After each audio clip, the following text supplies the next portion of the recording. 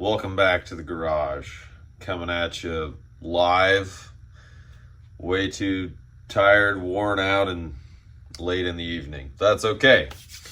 We need to talk rods because my good friend Alex at Barbarian Braid rods, Barbarian brand, I don't know. I think he's still troubleshooting what he wants to call the whole shebang, but I have been running his rods. I've been very fortunate to be able to utilize his gear the last few years. His rods the last season and a half or so. And overall, I couldn't be more pleased with them for what I use them for in the applications that they work in. Granted, there is a limited array of rods that he has available to the public right now. I'm going to run those down really quick. You can find those if you're interested at Ezoko. We've had some issues as Alex and I have worked through some of those and some of my buddies as well. Trying to figure out how we're going to get these rods to the States for people who want to utilize these tools through the tariffs, through international borders, through all of the things. I've been very fortunate to have my hands on these for a while now. I got a couple before that happened and have had to figure out how to make it happen after some of the tariffs and those things went into effect. But neither here nor there. I'm not going to get too into the weeds on those. But I'd like to dive into these rods and just kind of talk about them, what I use them for, how I use them, and the biggest reason I want to do this now and release it when I do is because in September, I believe, is when Alex is planning on releasing the extra heavy model. He's had the Queen and he's had the Spear available for quite a while through, I think, at least 2 Odysseys, maybe 3, and they've been available through Ezoko for a fair amount of time as well. So I wanted to talk about those quick, especially with the release of the Rain coming up here very soon. I felt like it was important to give my 2 cents on that rod, considering I've had it this whole season and I've been able to utilize it for most of that time. All right, so the first one, this is the Spear. I got the Spear mid-summer last year, along with my Queen, and unfortunately, at that time, the amount of trips, the amount of pike program stuff that I had run at that point was pretty much over. I think I got it in mid-July. The amount of guide trips that I had left were minimal to none. I don't run a ton of live bait here in Iowa in the fall. I do run some. I will probably try and run more this year. But this is the Spear. It is meant for live bait. It is meant for trolling.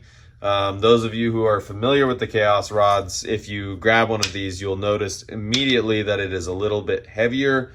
And in terms of heavier, I don't necessarily mean just the action, the weight, the build, the setup. It's meant for bigger fish. It's meant for bigger fish than what the Chaos rod originally was designed for, in my opinion. I mean, this thing was designed in Northeast Canada, in those territories, in those provinces, for 50-pound fish. Not saying that the Chaos stuff won't hold up to it, but at the same time, this is built for far more stout fish, in my opinion. Not only are the components more stout, you have metal components here, whereas on the Chaos rods you had plastic. You have rod leash holders, details that go unmissed. Don't get me wrong, I've used the Chaos stuff for years. It's been fine. I haven't had an issue with it. Just straight up, this is a better built rod. Just 1,000% in terms of live bait, in terms of trolling, in terms of bang for your buck. This rod is better. It's just plain and simple.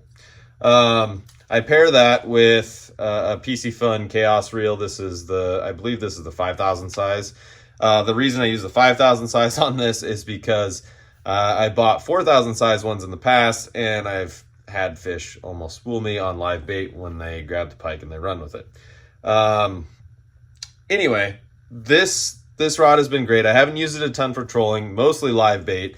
I don't think at the end of the day that I would have any issues trolling this rod. Honestly, if I could have 4 or 5 of these rods for trolling, I don't think I'd probably ever need to buy another trolling rod ever again, or have a need for a trolling rod ever again. Just plain and simple. These things are great.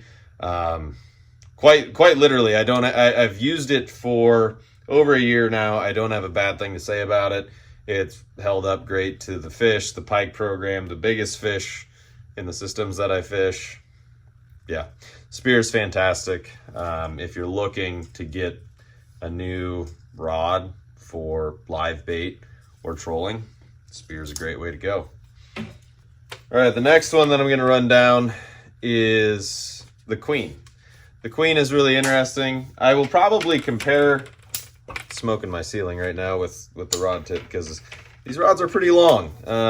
This is a 10-3.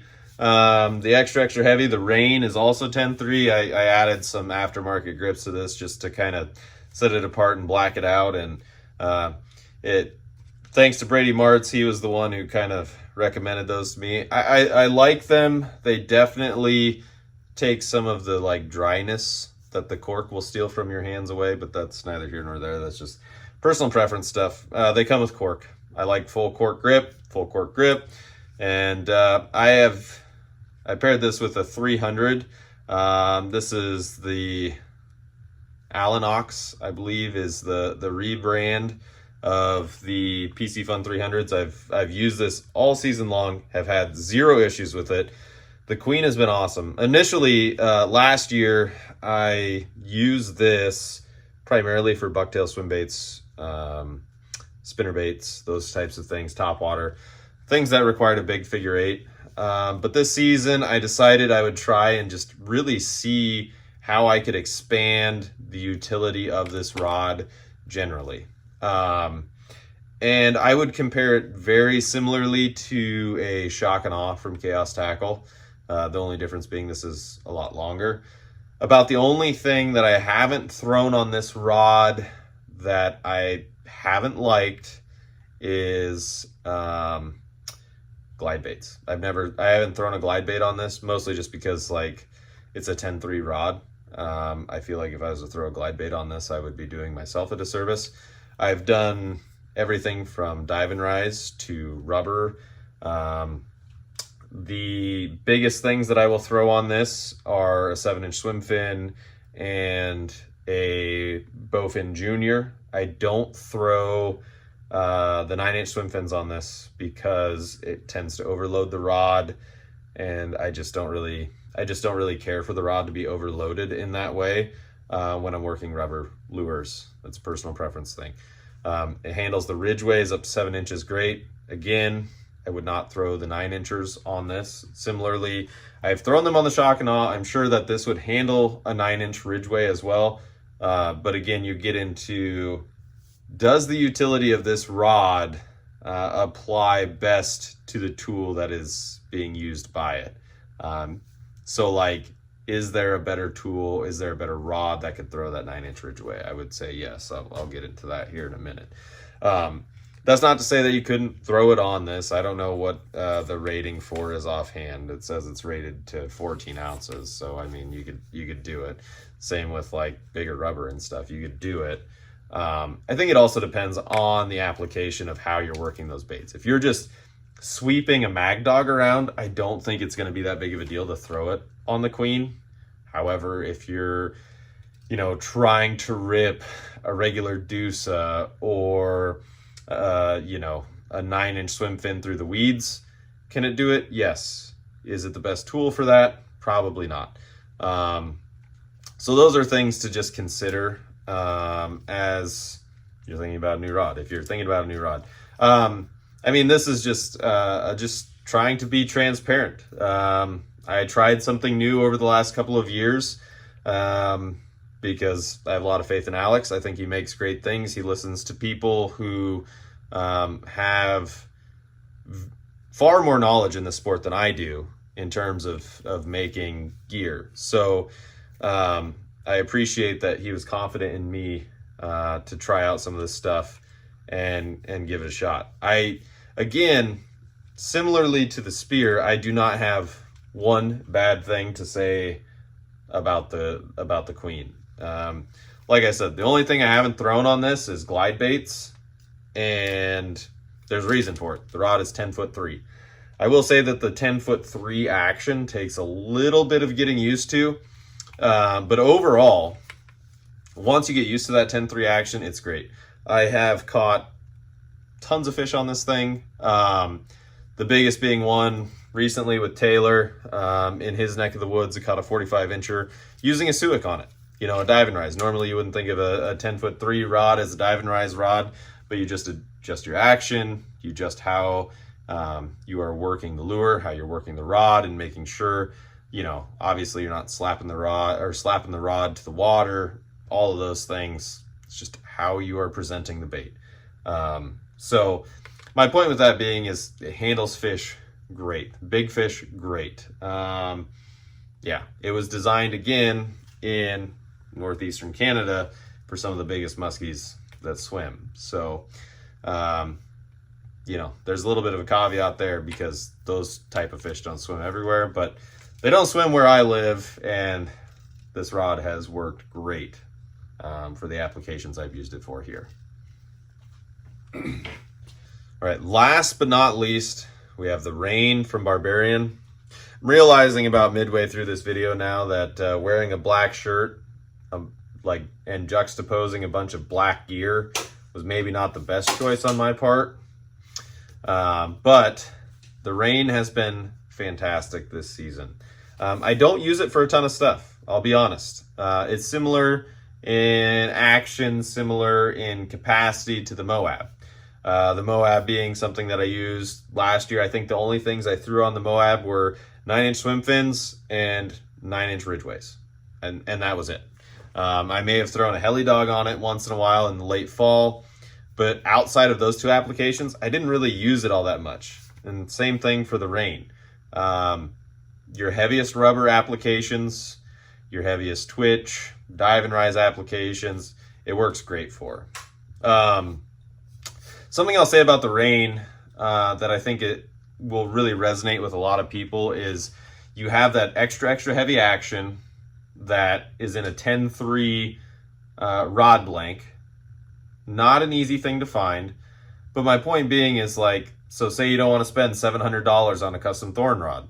Well, you have a 10'3" extra heavy action right here that if you want to use, you know, rubber, sweep, big rubber, sweep pounders, sweep big bar fighters, your extra mag bar fighters, all of those different types of rubber applications, large dive and rise applications, large twitch applications.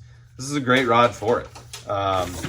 Sorry, I'm knocking into things in my garage because it is a little long. My leader is, I don't have anything on my leaders. I'm getting ready to transition to all of my fall stuff here, and anyway, I take my stuff off when I travel, especially home from the Northwoods. It's besides the point. But this thing has been great.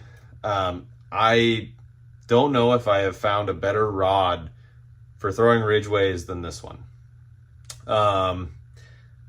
It is just really great in terms of being able to absorb the action of those lures and the way that the rod itself kind of counterbalances the way those lures work in the water, if that makes any sense at all. Like, those lures have a lot of pull, they move a lot of water. That rod, or this rod, does a better job absorbing some of that action, not in a bad way. I understand how that might sound contradictory, but basically the rod helps work the bait versus you having to work the bait all on your own. Again, I have not thrown the 9-inch Ridgways a ton. That's coming up here very soon. But in terms of being able to work baits effectively, being able to work those Ridgways effectively, I don't know if I have found a better rod to do it than this one so far. This thing has just been awesome. I feel very fortunate to have prototyped this rod and been able to give Alex some of the feedback as I've used it throughout the season. Like I said, I haven't used it as much as the Queen, just mostly because the applications that I use it for are more limited, especially in the waters that I fish. I'm not throwing pounders for 55 inches in the middle of wherever, Leech Lake or Lake St. Clair or whatever, whatever the case may be. I suppose the other option too that I haven't really thought about, talked about, or considered would be like using this rod and its length for really big bucktails, your double 12s, double 13s, those type of bucktails that maybe would overload the Queen just a hair, especially if you're concerned about that. I think that this one, it wouldn't be a concern at all. Plus, again, similar to the Ridgways, having that extra weight up front, the bigger blank will help, I think, absorb some of that fatigue, some of the torque that you would normally have from just working a bait of that size, of that nature all day. But again, overall, I don't have a bad thing to say about it. There are some applications that are better than others with it in terms of, some people may want to work their mag dogs on a Queen, or someone may think that working a 9-inch swim fin on the Queen is better than working it on the Rain. I don't know. That is not for me to decide. I'm just giving some feedback, throwing some feedback out there based on the rods that I have used, based on the stuff that I've used over the last few years. Again, I would say that this rod is very comparable to a Moab in terms of its action. Obviously, its length is going to be longer than most. I think that they may offer it in a 10-foot. I don't even remember at this point. But overall, I don't think you're going to lose anything if you go for this one over the Moab or vice versa or whatever. Like I said, with Ezoko having their shipping situation figured out, I think it'll be much easier for people in the States to get their hands on these rods. I know Andrew Walker's had really good luck with the Queen.